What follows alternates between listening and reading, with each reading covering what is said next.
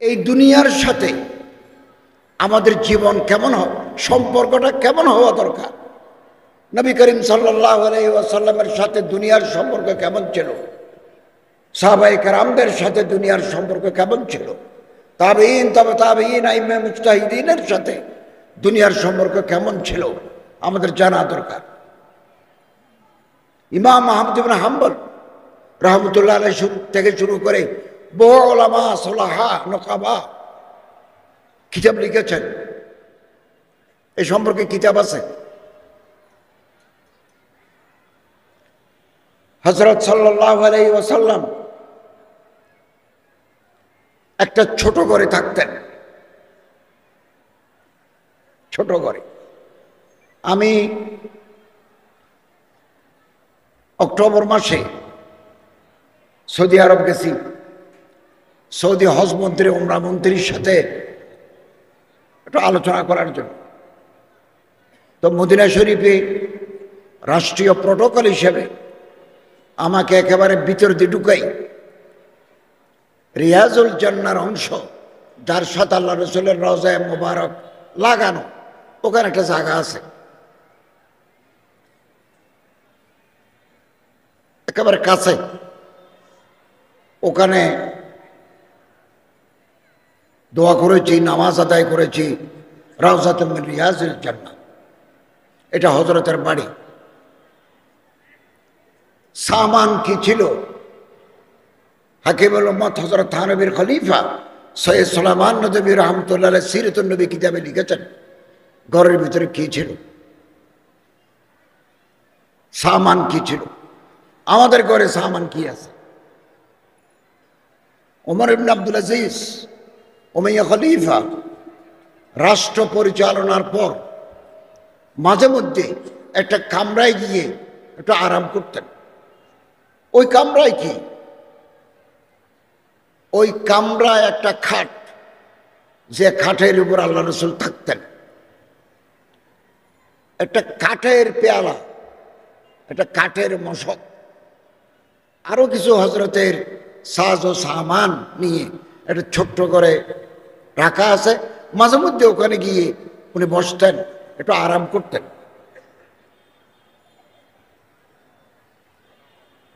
কুন ফিদ দুনিয়া কান্নাকা গরীব, আল্লাহর পয়গম্বর সাল্লাল্লাহু আলাইহি ওয়াসাল্লাম বলে, দুনিয়াতে মুসাফিরের মতো থাকো, আও আবির সাবিল, পথিকের মতো থাকো দুনিয়াতে।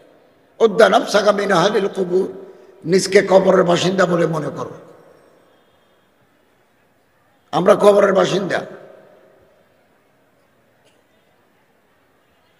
ক্ষমতা, দৌলত, যশ, খ্যাতি একেবারে কম। দেখতে দেখতে এই বেলা ডুবে যাবে। আমাদের আগে যারা বাংলাদেশ চালিয়েছে তারা নাই, আমরা অল্প দিনের জন্য আছি। ইন্টারিম গভর্নমেন্ট, আরবিতে বলে আল হুকুমাতুল ইন্তেকালিয়া, অল্প সময়। তারপর আমরা ভোট দিয়ে জনগণের নির্বাচিত সরকারের হাতে ক্ষমতা দিয়ে আমরা বিদায় নেব, আরেক দল আসবেন। এভাবেই চলবে, চর্চা এই রহেগা, এটা চলবে। আইয়ুব খান কোথায়? আইয়ুব খানের কবর আছে পাকিস্তানের হাজারা জেলায়। কবরের উপরে যে ধুলা পড়ে, এগুলো পরিষ্কার করার লোক নাই। ইরানের প্রেসিডেন্ট রেজা শাহ কোথায়? রেজা শাহর কবর আছে মিশরে। কবরের উপরে যে গাছের পাতা পড়ে, এগুলো পরিষ্কার করার লোক নাই। এখন আমরা ক্ষমতায়, আমাদের আগেও গাড়ি পিছনেও গাড়ি, ইউনিফর্ম পরা লোক, সিভিল ড্রেসে, গোয়েন্দা। সব সময় আমি আসার আগে এখানে লোক চলে আসছে, কিছুদিন পরে থাকবে না, আমরাও থাকবো না। এটার নাম দুনিয়া। দুনিয়া। এখন আমরা টেলিফোন করলে আমাদের অফিসাররা সার সার করতে করতে ব্যতিব্যস্ত হয়ে পড়ে। এমন এক জামানা আসবে, আমি ফোন করলে উনি মোবাইল ধরবেন না। মোবাইল ধরবেন না, সুইচ অফ করে রাখবেন। এটার নাম দুনিয়া। তো সুযোগ পাইছি বলে গাছের আগাটাও খেয়ে ফেললাম, তলাটাও কুড়ে নিলাম, এটা এই দুনিয়ার সাথে না ইনসাফি হয়েছে। সুযোগ পেয়ে ব্যাংকের সমস্ত টাকা লুট করি, বিদেশে বাড়ি তৈরি করলাম, এটা কোনো দেশপ্রেমিক মানুষের পরিচয় হতে পারে না। আল্লাহর কাছে জবাব দিতে হবে এই প্রতিটি জিনিসের। ফয়সালুকুম আন আমালিকুম, you will be accountable before the Allah, the Lord Provident. আল্লাহর কাছে জবাব দিতে হবে। সবগুলো রেকর্ড আছে, সবগুলো রেকর্ড। হযরত সাল্লাল্লাহু আলাইহি ওয়াসাল্লাম বলেন, মা লি ওয়ালিদ দুনিয়া, আমার সাথে দুনিয়ার কি সম্পর্ক? আমি এমন এক মুসাফির, কারাকিবিন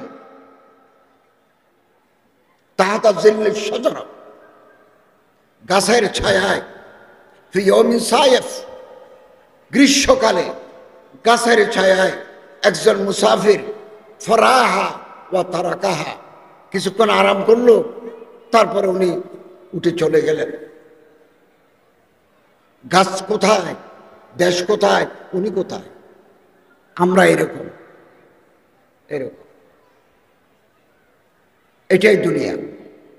একদিন আল্লাহ রাসূল সাল্লাল্লাহু আলাইহি ওয়াসাল্লাম সাহাবায়ে কেরামদের নিয়ে সফরে যাচ্ছেন। একটা বেড়া, কিতাবুজ জুহুদ, আহমদ ইবনে হাম্বল, এটা মরা বেড়া রাস্তার কিনারে পড়ে আছেন। হযরত সাল্লাল্লাহু আলাইহি ওয়াসাল্লাম বলেন, ও আমার সাহাবা, 2 টাকা দিই, 2 দিরহাম দিই, এই ছাগলটা কে কিনবে বলো? সাহাবারা বলেন, হুজুর 2 টাকা নয়, মফত যদি কেউ আমাদের দেয়, আমরা এই মরা ছাগল কিনব না। নবী করিম সাল্লাল্লাহু আলাইহি ওয়াসাল্লাম বলেন, আল্লাহর কাছে এই দুনিয়া এ মরা ছাগলের চাইতেও কম। আহবানু আলাল্লাহ বিন হাদি, এটা নাম দুনিয়া। যে পুলিশ আমাদের পাহারা দেয়, সেলুট মারে, সময়ের ব্যবধানে এই পুলিশ আমারে হাত করা দেবে, এটার নাম দুনিয়া। এটার নাম দুনিয়া। এই জন্য আমি রাতের বেলা আল্লাহর ওলিদের দরবারে যাই, গাড়ি একটু দূরে রেখে যাই। সাধারণত রাষ্ট্রীয় দায়িত্ব থাকার কারণে without protocol, without gunman, we can't travel to any parts of the country. আমরা পারি না। ওই চুল কাটতে হলে ওই সেলুনওয়ালাকে ঘরে ডাকি, কই দিন। বহু মানুষ ঘর বানায়, বিল্ডিং বানায়, তিনি জানেন না এই বিল্ডিংয়ে উনি থাকতে পারবেন না। থাকার জন্য কটা বাড়ি লাগে, কটা বাড়ি লাগে। একটি যুদ্ধের মাধ্যমে আমরা এই দেশ অর্জন করেছি। লক্ষ কোটি উলামায়ে কেরামের চোখের পানির বরকতে এই দেশে মসজিদ, মাদ্রাসা, খানাকায় ভর্তি হয়ে গেছে। এই দেশটাকে শেষ করে দেওয়া, সমস্ত ইনস্টিটিউশনকে ধ্বংস করে দেওয়া কোনোদিন দেশপ্রেমিকের পরিচয় হতে পারে না। সম্মানিত হাজরিন, সিরত থেকে আমরা আদর্শ গ্রহণ করি, সিরতের রাসূল থেকে আদর্শ গ্রহণ করি। আল্লাহর ডর আমাদের কলিজার ভিতরে ঢুকাই। তাকওয়া আল্লাহ, আল্লাহ আমারে দেখেন, আমি আল্লাহরে দেখি। আমি আল্লাহরে না দেখলেও আল্লাহ আমারে দেখেন। আমি আল্লাহর সামনে আছি, এর নাম তাকওয়া। এই তাকওয়াই মানুষের মুক্তির পথ, মুক্তির পথ। সাহাবায়ে কেরাম রাদিয়াল্লাহু তাআলা ব্যবসা করছেন। হযরত আব্দুর রহমান ইবনে আউফ ব্যবসায়ী, হযরত ওমরও ব্যবসায়ী, হযরত ওসমান রাদিয়াল্লাহু তাআলা ব্যবসায়ী। কিন্তু ওনাদের টাকা ইসলামের সেবা, দ্বীনের সেবায় ওনাদের অর্থ ব্যয় হয়েছে। হযরত উসমান রাদিয়াল্লাহু তাআলা আনহু তাবুকের যুদ্ধ, গজওয়াত তাবুক, তাবুকের যুদ্ধে উনি একেবারে স্বর্ণ মুদ্রা কোরতাতে করে এনে আল্লাহ রসুলের কোলে ডালে দিলেন। হযরতের সোনার টাকাগুলো নাড়াচাড়া করে বলে মাদাররা উসমান বাদাল ইয়ম, আজকের পর থেকে উসমানের আর কোনো ভয় নাই।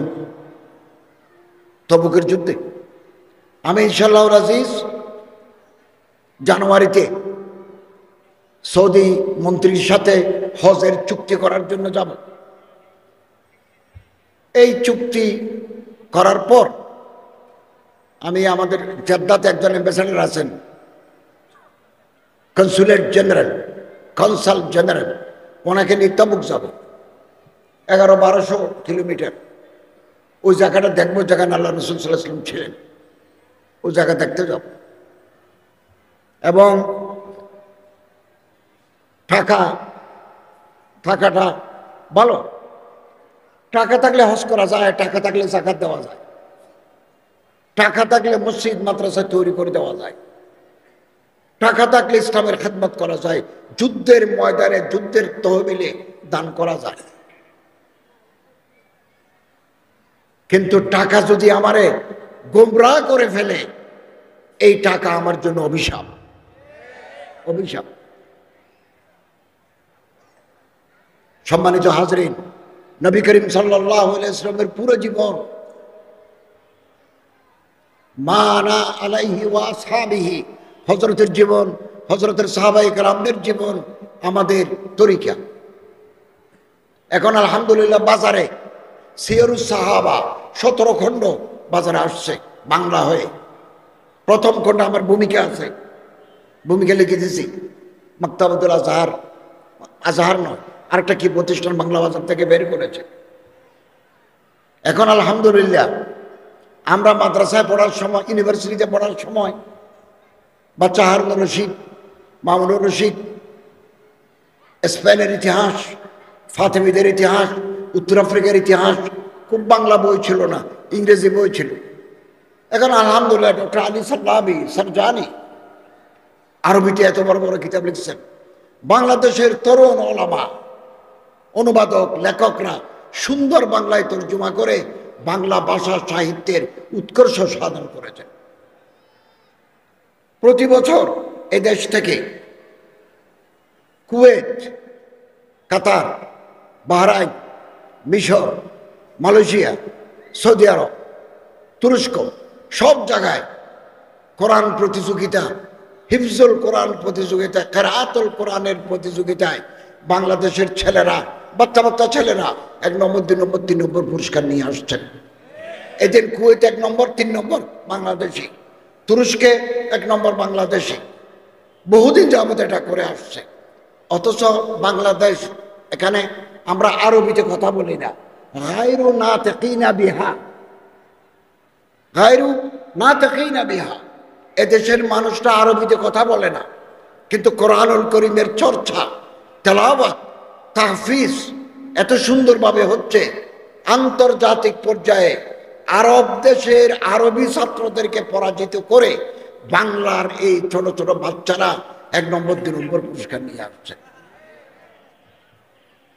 এবং এটা বাংলাদেশ কোরআনের উর্বর ভূমি। আমরা যদি সিরাতুর রাসূল মানি চলি, সিরাতুর রাসূলের আদর্শে জীবন গড়ি, খুব বেশি দিন লাগবে না, কোরআনের আদর্শে সমাজ প্রতিষ্ঠা হবে।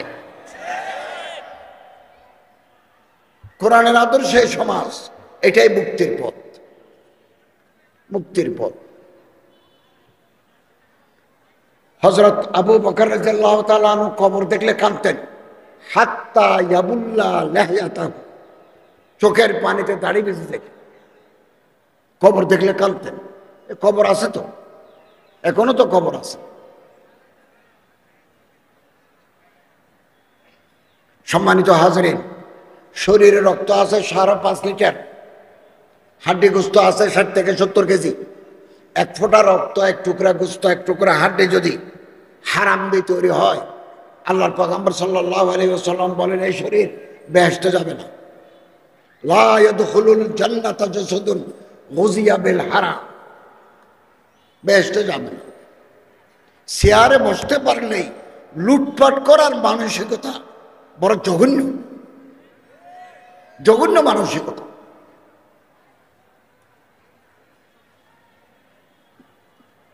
এক ফোঁটা রক্ত, এক টুকরা গোস্ত হারাম দিয়ে যদি তৈরি হয়, এই শরীর বেহেশতে যাবে না। আমাদের ভবিষ্যৎ কি? ভবিষ্যৎ কি? সম্মানিত হাজরিন, হুজুর আকরাম সাল্লাল্লাহু আলাইহি ওয়াসাল্লাম যে সাহাবায়ে কেরাম তৈরি করে গেছেন, ওনাদের আদর্শ, ওনাদের জীবনধারা আমাদের জন্য উজ্জ্বল আলোকবর্তিকা, আলোকবর্তিকা। এক দেশ থেকে আরেক দেশে চলে গেছেন দাওয়াত, তাবলীগ, তালিম, জিহাদের জন্য। আফ্রিকায় যাচ্ছেন, উকবা ইবনে নাফি কিছু মানুষ পাইলি বলতেন, ভাই এক আল্লাহ ছাড়া কোনো মাবুদ নাই, হযরত মুহাম্মদ সাল্লাল্লাহু আলাইহি ওয়াসাল্লাম আখিরি নবী, লা নবিয়্যা বাদি, লা নবিয়্যা বাদা, কোরআনুল কারীম আল্লাহর কিতাব, এটা মানি চলবে। সবাই বলল আমরা যে কথা আর শুনি নাই। সাহাবায়ে কেরামের কথা বলার পরে বলতেন, হাল মিন ওয়ারাইকুম আহাদুন, তোমাদের পরে কি আর কোনো দেশ আছে, কোনো মানুষ আছে? বললো আছে তো। আবার গেল 50 মাইল, এই সুদান, সোমালিয়া, আফ্রিকা, মারাকাশ, এগুলো এভাবে মুসলমানদের অধীনে এসেছে। এমনি আসে নাই, এমনি আসে নাই। তারপর একেবারে চলে গেল মারাকাশ, আল মাগরিব, যেটার নাম আধুনিক নাম মরক্কো। দাওয়াতি কাজ করে তসবিহও আছে, জায়নামাজও আছে, কোরআন শরীফও আছে, তরবারিও সাথে রাখছেন। তসবিহ ধরে যদি টান মারে, জায়নামাজ যদি কেড়ে নিতে চায়, আল্লাহর কালামের সাথে যদি বেয়াদবি করে, তাহলে তরবারি ঝলসে উঠবে। হযরত শাহজালাল রাহমাতুল্লাহ আলাইহি সিলেটে এসেছেন, আমরা জানি না ওনার ইয়াদগার, ওনার নওয়াদেরাত বহু বছর আগে, আমি যখন ছাত্র, বিশ্ববিদ্যালয়ের ছাত্র আমি, তখন প্রথমবারের মতো সিলেটে গেছি। আমি তো একটা পত্রিকায়ও কাজ করতাম, একটা ইংরেজি পত্রিকায়। তো আমি ওনার বাড়িতে গেছি, বললাম যে ওনার কিছু স্মৃতি আমাদের দেখান। তো একটা জায়নামাজ দেখালেন, ছিঁড়ে যাচ্ছে।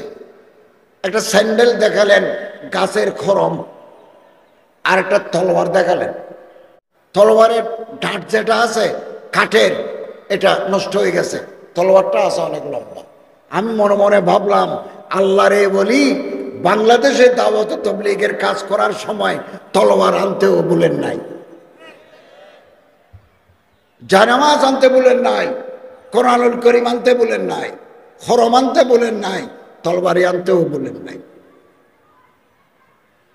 এগুলো সুন্নত রাসূল। তো মরক্কো পর্যন্ত যাওয়ার পরে সাহাবায়ে কেরামের দল জিজ্ঞাসা করলেন, হাল মিন ওয়ারাইকুম আহাদুন, হাল মিন ওয়ারাইকুম সাবিতুন আহাদুন, বলো আছে তো, তবে আপনারা যেতে পারবেন না। কেন? মাঝখানে যে পাহাড়, এই পাহাড়ে হায়েনা আছে, এটা কুকুরের মতো, নখটা খুব লম্বা, হায়েনা সাইজও কুকুরের মতো। হায়েনা আছে, বাঘ আছে, সাপ আছে, রাস্তা নাই। সাহাবায়ে কেরাম রাদিয়াল্লাহু তাআলা আনহুম বলেন, তুমি এটা চিন্তা করো না, মানুষ আছে কিনা বলো, আমার দাওয়াত দরকার, আমার তালিম দরকার, সিরাতুর রাসূল পৌঁছানোর দরকার।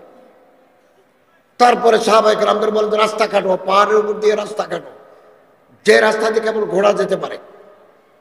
তারিখুল মাগরিব, তারিখুল আন্দলুস কিতাবে লেখা আছে, পাহাড় কেটে যাচ্ছেন।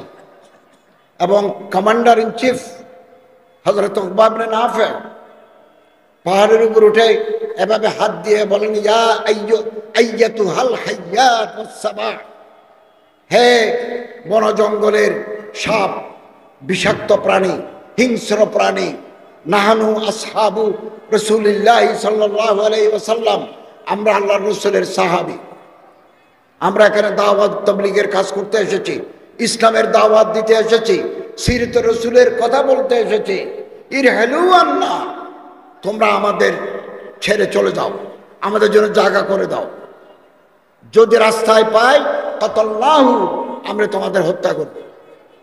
আবুল হাসান আলী নাদভী রাহমাতুল্লাহ আলাইহি বলেন, এই পার থেকে ওই পারে চলে গেল, গহীন জঙ্গলের ভিতরে কোনো বাঘ ভাল্লুকের দেখা হয় নাই, বরঞ্চ দেখা গেল বাঘ তার বাচ্চার গর্দানার উপর কামড় দিয়ে নিরাপদ জায়গায় চলে যাচ্ছে। তারপরে ওই পারে গেল মরক্কো, রাবাত, একটা শহর আছে ক্যাসাব্লাঙ্কা, 50,000 মানুষ এক ইমামের পিছনে নামাজ আদায় করতে পারে, পৃথিবীর শ্রেষ্ঠ মসজিদ ক্যাসাব্লাঙ্কা জামে মসজিদ। তারপরে জমিন শেষ, আটলান্টিক সাগর, বাহরুল কাহিল, সাহাবায়ে কেরাম নদীর কিনারে দাঁড়িয়ে দেখলেন মানুষ নাই, সবাইকে বলেন একটু পানিতে নামো, আমরা যতদূর যেতে পারি যাব। ফালইউবাল্লিগি শাহিদুল গায়বা, আল্লাহর পয়গম্বরের কথা। এই যে মৌলানা হযরত আল্লামা মাওলানা জুনায়েদ আল হাবিব সাহেব এখান থেকে ওয়াজ করে মুগদা যাবেন, মুগদা থেকে যাবেন আরেক জায়গায় দাঁড়িয়ে, প্রতিদিন দূরে, অনেক দূরে দূরে সিরাতের দাওয়াত দিয়ে যাচ্ছেন। তো বকতের ইস্তেতাআত ওনারা গলা পর্যন্ত গেলেন, এরপরে গেলে ডুবে যাবেন। ওখানে যাওয়ার পরে বলতেছেন, আল্লাহ যতদূর তোমার জমিন ছিল তোমার পয়গম্বরের ফালইউবাল্লিগি শাহিদুল গায়বা দাওয়াত পৌঁছে দিয়েছে, এখন তো আর যেতে পারি না। লাউলা হাযিহিল বাহর লামাযিতু ফিল বিলাদ মুজাহিদান ফি সাবিলিক ওয়া উকাতিলু মান কাফারা বিকা। আমরা যদি ওই পারে যেতে পারতাম, নৌকা থাকতো, তাহলে ওই পারে গিয়ে তোমার কোরআনের দাওয়াত, তোমার নবীর রিসালাতের দাওয়াত আমরা ওই পারে পৌঁছে দিতাম। এটা পৌঁছাতে গিয়ে যদি কেউ আমাদের দাঁড়ি ধরে টান দিত, উকাতিলু মান কাফারা বিকা, তার বিরুদ্ধে তলোয়ার ধরতাম। दस्त तू दस्त है दरिया भी न छोड़े हमने, बाहर जुल्मात में दौड़ा दिए घोड़े हमने। বলতেছেন আল্লাহ জমিনের 1 ইঞ্চি জমিন বাকি রাখি নাই, দরিয়ায় পর্যন্ত তোমার দাওয়াত দিয়েছি। একমাত্র সিরাত রাসূল আল্লাহর পয়গম্বরের কালজয়ী আদর্শ আমরা যদি মেনে চলতে পারি, আমাদের হৃদয়ে জায়গা দিতে পারি, আমাদের ব্যক্তি জীবন, পারিবারিক জীবন, ব্যবসায়িক জীবন, সামাজিক জীবন, রাষ্ট্রীয় জীবনে যদি রাসূলের আদর্শ সুন্নতকে ধরে থাকি, তাহলে বিজয় আমাদের হাতে আসবে আসবে। সম্মানিত হাজরিন, সারা দুনিয়া ব্যাপী জাগরণ আসছে, সারা দুনিয়া ব্যাপী। আমাদের আর ভেদাভেদ করার টাইম নেই, একতলাপ থাকবে। আপনি এক মাদ্রাসার ফারেক, আমি আরেক মাদ্রাসার ফারেক। আপনি এক পীর সাহেবের মুরিদ, আমি আর পীর সাহেবের মুরিদ। আপনি জিকির বড় করে করেন, আমি জিকির ছোট করে করি। আপনি এক ইমাম সাহেবকে মানেন, আমি আরেক ইমাম সাহেবকে মানি। এগুলো আছে, এগুলো থাকবে, কিন্তু ইসলামের বৃহত্তর স্বার্থে আমি এবং আপনি এক এবং অভিন্ন। আলেমদের মধ্যে, মুসলমানদের মধ্যে একতলাপ, ইফতিরাক, দলাদলি, হানাহানি, বিবাদ তৈরি করার জন্য শত্রু তৈরি আছে। আসুন একে অপরের হাত ধরি, মানুষের গুণগুলো দেখি, দোষগুলো চশমপুষি করি। ফার্সিতে একটা কথা আছে, চশমপুষি, দেখেও না দেখার বান করা। আপনার দোষ, আমার দোষ, সবার দোষ আছে। দোষগুলো দেখবো না, গুণগুলো দেখব, দোষগুলো ইসলাহ। হযরত মুজাদ্দিদ আল ফাসানি রহমতুল্লাহ আলাই, ওনার কিতাবের নাম মকতুবাত। মকতুবাতে লিখেছেন দিদে কুসুর, আল্লাহ যদি কোনো বান্দাকে দয়া করতে চান, নিজের দোষ নিজে দেখার তৌফিক দান করেন। আমরা আমাদের দোষ দেখি না, আমরা আপনাদের দোষ দেখি, আপনি আমাদের দোষ দেখেন। এক মুসলমান ভাই আরেক মুসলমান ভাইয়ের দোষ দেখেন, এই দোষটা ফেসবুকে লাল করে দিয়ে দেন। আমরা দিই, অন্যরা হাসে, বললো ঠিক আছে, তো দিছে তো মারামারি। আমরা করি দলাদলি, আমরা করি বিভেদ, আল্লাহর দুশমনরা রাস্তায় দাঁড়িয়ে মুস্কি হাসে। ঐক্যই শক্তি, শক্তি শান্তি। আমরা আলহামদুলিল্লাহ, আসুন সিরাতে রাসূলের চর্চা করি। বহু দামি দামি কিতাব বাজারে আছে, বহু দামি দামি কিতাব, মুদাল্লাল মুফাসসাল সাবলীল বাংলায় আমাদের তরুণ ভাইরা তর্জমা করেছেন। খুব কম কম বয়সী ছেলেরা তাদের বাংলা কত উচ্চ, আরবি থেকে বাংলা করছে যে কত উচ্চ। এটা বাংলা সাহিত্যে বাংলা ভাষার নবতর সংযোজন, আলেমরা এগিয়ে আসছেন। এবং পাবলিক কানেক্টিভিটি, জনসম্পৃক্ততা আমাদের বাড়াতে হবে। আমরা যেহেতু আগে ময়দানে ছিলাম,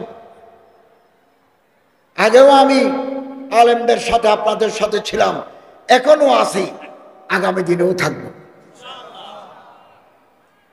এবং এই জনসম্পৃক্ততা আমাদের কথা মানুষ ধরে, জোনায়েত আল হাবিব সাহেবের কথা মানুষ ধরে, এবং হযরত মাওলানা হাবিবুল্লাহ মাহমুদ কাসেমি, হযরত মাওলানা নজরুল ইসলাম কাসেমি, আরিফ বিন হাবিব, আসাদ আল হোসাইনি, মাওলানা আব্দুল হালিম সাহেব সহ যারা আছেন, ওনাদের কথা মানুষ শুনে ঘন্টার পর ঘন্টা বসে থাকে। এখানে যে সিরুতের কথা শুনতেছেন, পয়সা দিতে হয় নাই। জোনায়েত আল হাবিব সাহেব জানেন, বিদেশে এরকম কথা শুনতে হলে টিকিট কেটে ঢুকতে হয়। আমি আগামী সপ্তাহে লন্ডনে একটা বক্তৃতা করব, ওখানে দেখলাম টিকিট বেচা হচ্ছে, প্রায় টিকিট বিক্রি হয়ে গেছে। আমি কেবল 10 মিনিট বক্তৃতা করব। Oneness of Allah, the significance of the Holy Quran, and appeal to the younger generation. Cable 10 minute আমার বক্তৃতা লন্ডনে, এটার জন্য টিকিট কেটে ঢুকতেছে। আলহামদুলিল্লাহ, আমাদের উলামায়ে কেরাম বিনা টিকেটে চারিদিকে খোলা রাখছে, যত আসো, আসতে পারো, মাঠ ভর্তি হয়ে দাঁড়িয়ে থাকো। এটা বাংলার ঐতিহ্য, আলহামদুলিল্লাহ। সম্মানিত হাজরিন, আমরা একটা নতুন নতুন সমাজ, নতুন রাষ্ট্র ব্যবস্থার স্বপ্ন দেখি, যেটা সিরাতের আলোকে হবে, খোলাফায়ে রাশিদিনের আলোকে হবে। একদিনে হয় না, মানুষ তৈরি করতে হয়, রেজাল্ট তৈরি করতে হয়। আপনার জনগণের কাছে যান, জনসম্পৃক্ততা আরো বাড়ান। এখন তো আছে আলহামদুলিল্লাহ, আরো বাড়ান। বেশ কিছু এমপি যদি আগামী নির্বাচনে ব্রাহ্মণবাড়িয়া থেকে আমার ভাইকে, এরকম অন্যান্য জায়গা থেকে জনগণ যদি পার্লামেন্টে পাঠাতে পারে, তাহলে পার্লামেন্টে হকের কথা বলার লোক তৈরি হয়ে যাবে। আমি এই সরকারের 24 জনের ভিতরে একজন, বা একজন দিয়ে কাজ হয়, আলহামদুলিল্লাহ। আমি আমার মন্ত্রণালয় নিয়ে আসি, সবার সাথে বসে আমাদের কাজ করতে হয়।